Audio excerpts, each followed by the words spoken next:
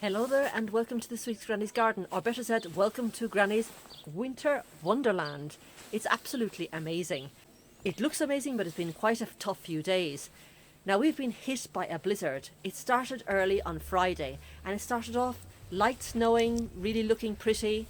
Then it began to get heavier. We went out with the dogs.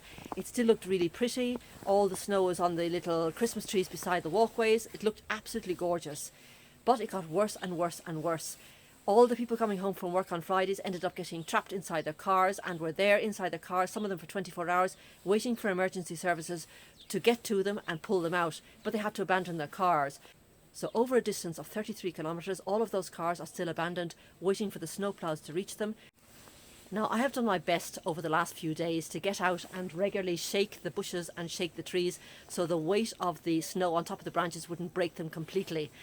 But even like that, there's still a lot of damage done, and I dread to think what's going to happen when this actually thaws. Now, the thaw isn't going to be easy because we're on red alert for very low temperatures. We're going to be minus 13 degrees for a whole week. Now, that's about 8 degrees Fahrenheit, so the snow is going to take its time in melting. Foraging birds like blackbirds just haven't been able to reach the ground. It's covered by 2 to 3 foot of snow. So they eat berries and they love the berries of the myrtle tree. So I have been regularly shaken. You can see that they're completely free of snow. The myrtle is now covered in these beautiful blackberries that the blackbirds love.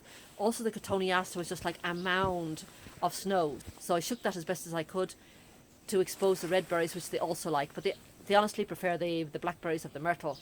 We're also a bit of a danger at the moment because there's snow sliding off the roof and there are icicles falling down from the edge of the roof as well, so it's quite dangerous to be out here, especially for dogs. We've got them inside at the moment until it thaws a bit more. I'm going to turn the camera around now in a few minutes and just show you the damage I can see for the moment, and obviously in a future video I'll do an update once this is thawed to see what has been broken, what can be saved and what is just a write-off.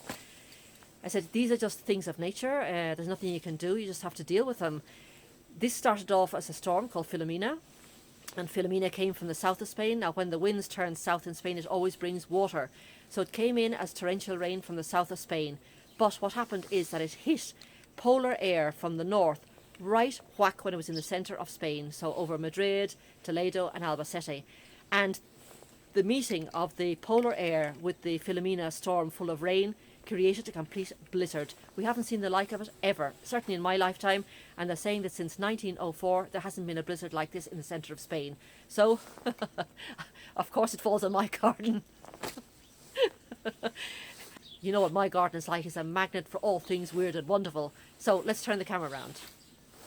Now, one of the first casualties we can see is obviously the chill out area. That little curtain comes out and pushes in depending on the shade I need. And it's got a little roof over it. As you can see, this part of the roof is now melting, but it was really heavy with snow, a good 2 to 3 foot of snow on top of it. And unfortunately, the roof wasn't able to withstand the weight of the snow. Well, not so much as the roof, as the structure itself. Now, there's 4 metres between both of these posts, and there was a single beam here that's always been able to withstand the amount of snow that we have here in the mountains, but this amount of snow it wasn't able to, and it's completely buckled, as you can see here, and there is a fracture down here at the minute that could break at any time. Also, the gutter behind is also completely bent and buckled, so we're waiting for an expert to come and to be able to fix it or take it down and make it safe again. Now, those mounds you see over there are my raised beds with the vegetables. I've only got some lettuce and I've got some sweet chard. I have no idea what's going on underneath, and I'll just have to wait a bit now to let it thaw to see what's going on underneath. But certainly the little makeshift roof I made seems to have worked. As you can see there, this big clump of snow probably had fallen from the roof, and that was just enough to finish it off, because I had actually looked at it early this morning and it was fine, and this big clump of snow that's fallen has just snapped it in two. Now, I have a video coming out next week, I think it is, on the Italian cypresses, like a masterclass on Italian cypresses. And I've said one of the worst things for Italian cypresses is snow, and here you can see it. The weight of the snow has caused all of the branches to open, which is a right pain in the neck. Now, I had actually repaired all of these in the video, and look at them now again. Once you get snow, it's absolutely detrimental, and you can see the ones in the back.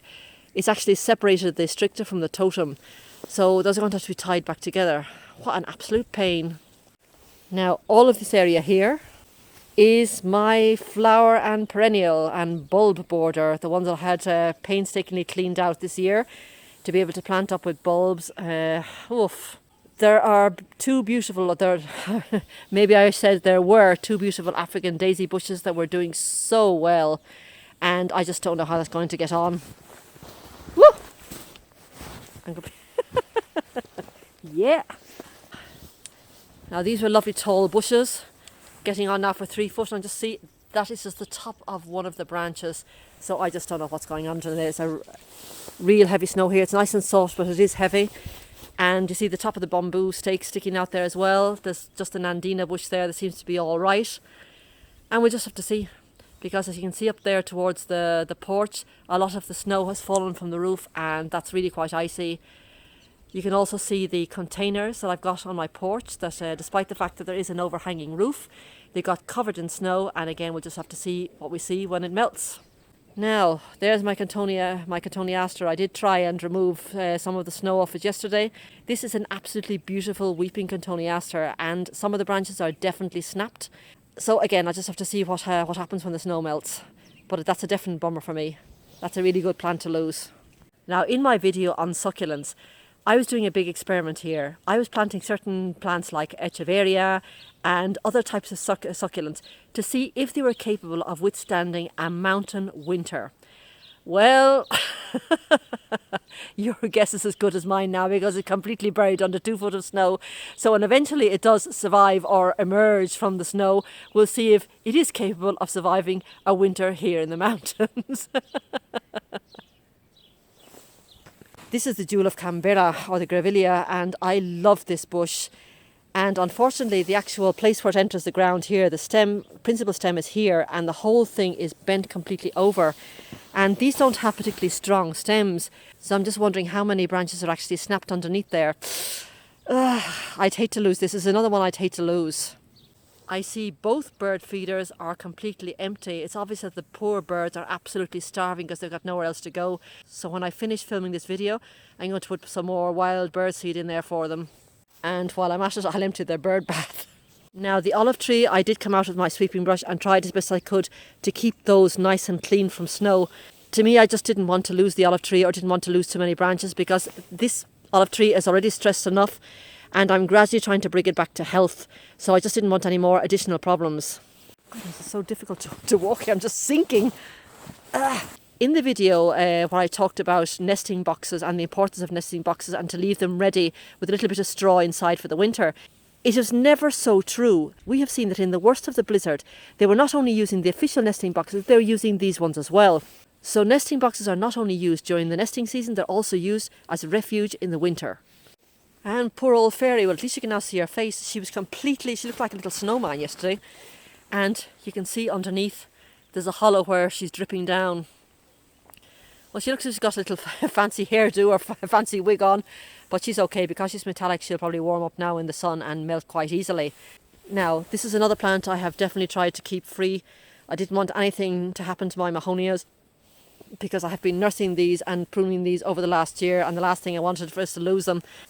Obviously, the forsythia has sailed through it, no problem whatsoever, but then of course it's deciduous, and the branches are very thin and the branches are very flexible, so they do tend to bend and move underneath, which makes it more difficult for snow to collect. They collect here, like at where two branches cross, but they don't really collect on the branches themselves, so they're fine.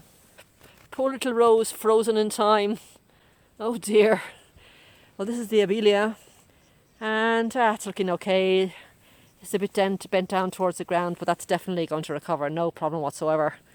Under this huge big pile of snow, because there's a drift here, a huge big drift, are the helleborus. And there's also my beautiful little shrub that I got in there as well, and I'm probably saying that's going to be a goner. Oh, that's a bummer.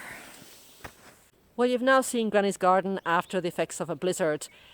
I have no idea what damage has been done, only the damage I can see that's above ground. What's underneath 3 or 4 foot of snow, I just have no idea. We'll just have to wait and see.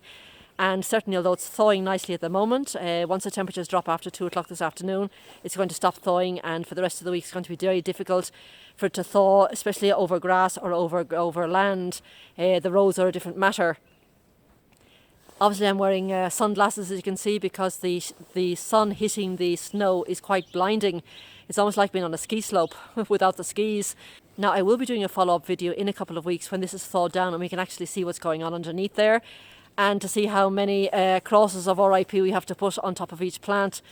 But anyway, I've still got a smile on my face. It's the only way to go, and onwards and upwards, and I'll see you next Friday in Granny's garden. Bye bye now.